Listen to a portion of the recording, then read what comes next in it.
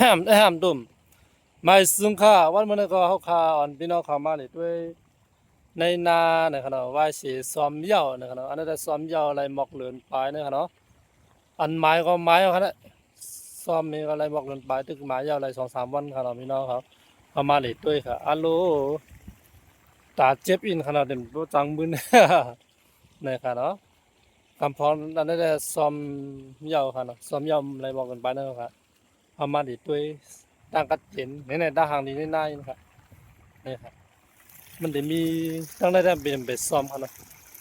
น้ำมันก็ได้อีดเนี่ยอันนี้ดังอันซ้อมยาวได้เป็นอันเฮ็ดซ้อมยาวมือเดือนมกเดือน7นึงกันเนาะมือเดือน8แล้วกันเนาะได้ลงถึงอินถ่ายวิดีโอแต่เนี่ยเมืองเขาเรื่องพวงมันเนี่ยมันได้แล้วขนาดเนาะเมืองเขาเนี่ยพอลงวิดีโอนั่นแหละลงในเวียงมุนเขาเนี่ยเนี่ยมาโดยวายสีซ้อมยาวขนาดอันนั้นลงอ่ะวันนั้นแต่อันนั้นแต่ตึกไทยตึกเชียาวกันนั่นแหละเนาะ อันนั้นซ้อมเหย้าได้เลือนไปครับอันไม้ก็ไม้เหย้าครับเนาะไม้ยามดครับที่นี่ครับนะทางนี้นะครับเขียวจิ้มนิ้วลงไปครับนะเขาขาดด้วยทั้งปุ่นครับเนาะมาจอมกันค่ะคำไรเขาขาเข้ามาทางในอีกหนึ่งยอดนะครับเขาขากะทั้งปุ่นครับเนี่ยมากัน3 ก้อนนะครับ2 เฮือเนี่ย2 เฮือไอ้เนี่ยลูกเนี่ยเนี่ยครับเขาขาดด้วยดีด้วยทั้งปุ่นครับเนาะ ตีก็ซ้ำเขาให้ได้เฮ็ดลิกินเด็กอีกหนึ่งนะครับเนาะเด็กบ่ว่ามันหมอ ไปยังจัดเตเนี่ยตกก่อนครับเนี่ยนะครับอ่ะเราเขียวกิ้งอยู่ทางนี้นะครับพี่น้องอายเขามันบ่หอมไว้ครับเนี่ยอายเขาเนี่ยนะหอมมาหอมเขาเนี่ยนั่นจะเป็นข้าวหอมครับเนาะข้าวหอม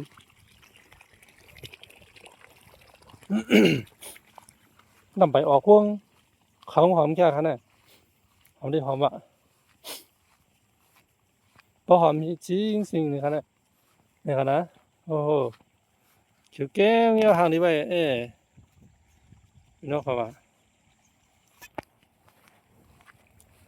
เขากัดด้วยตั้งแต่ครับเนาะนี่เขาตัวใหญ่มากเรียบร้อยครับเดินไปหมาเหยาครับเนี่ยหมาเหยาได้หมอก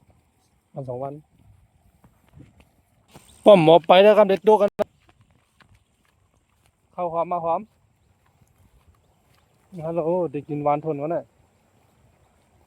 พวกกูป้อมกินข้าวหวานได้หรือมันหลุดกินข้าวความเนี่ยนะนั่นน่ะเออก็เย็นดีนะดาม3 มื้อแล้วอ่ะ30แล้วเนาะ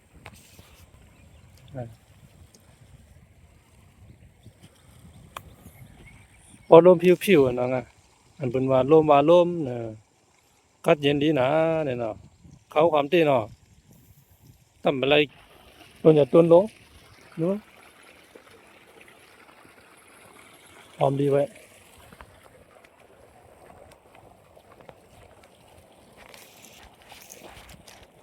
เขาได้ขาเลยแล้วนะ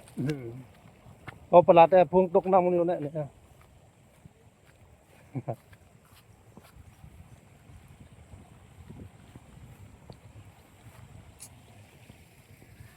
อ้าแล้วโอ้เนาะเนี่ย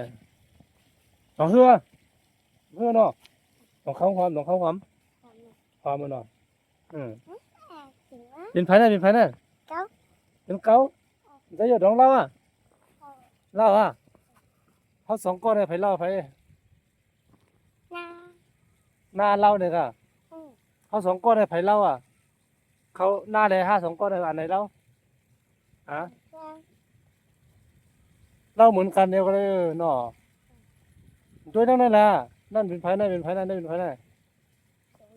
อีกเมืองอ๋อมึงเนาะฮะห่างไปนั่นน่ะ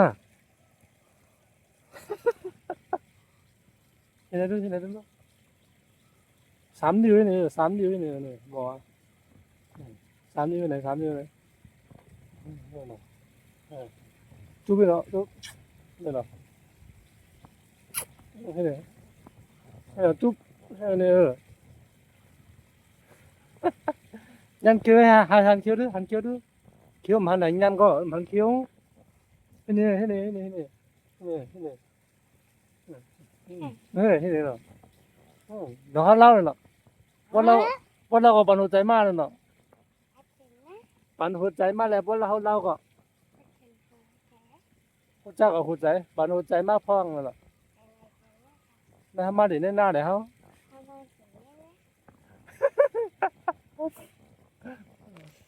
เอาไปเขาดิในหน้าไหมเนาะมันนั่งก้นมาโอ้มือที่ไหนเนาะโอ้มือนั้นเนาะเดี๋ยวน้ำเลยลงตีนาเนี่ยนะเดี๋ยวด้วยตรงไหนได้มีน้ำร้อนน้ำเนี่ยนะเม็ดตี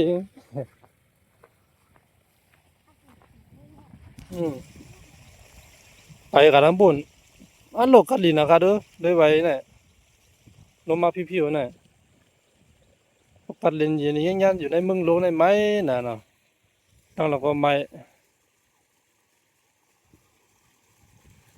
มาหลีต้มในตรงหน้าเนี่ยใครกัดลีเองฮะเนี่ย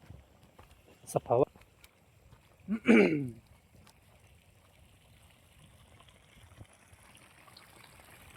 สภาวะกัดลีเองเนาะไอ้ครั้งก็บ่ว่าแม่งก็นั่นนะ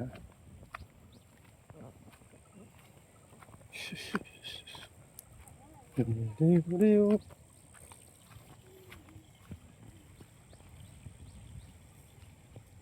แคมป์ความเนาะครับนะครับ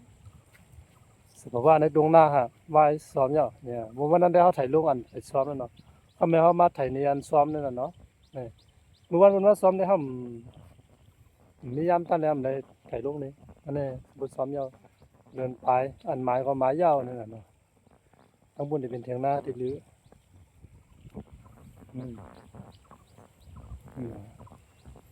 เขาจังกันยากกันไปเที่ยงวิดีโอน่ะอเมริกาเดินไทยอ่ะเพราะว่า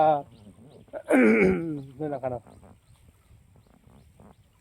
ที่ไทยอันเป็นซ้อมยาวไงเนี่ยก็ไม่ได้เขาได้ลื้อไว้ที่นี่ก่อนเนาะเนาะครับบายบายเลยอย่าลืมปั่นหัวใจมากเลยเหรอ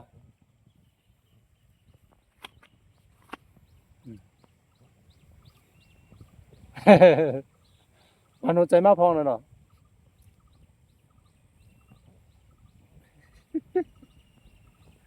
ต้องกัดดีอ่ะกัดดีไปหรอ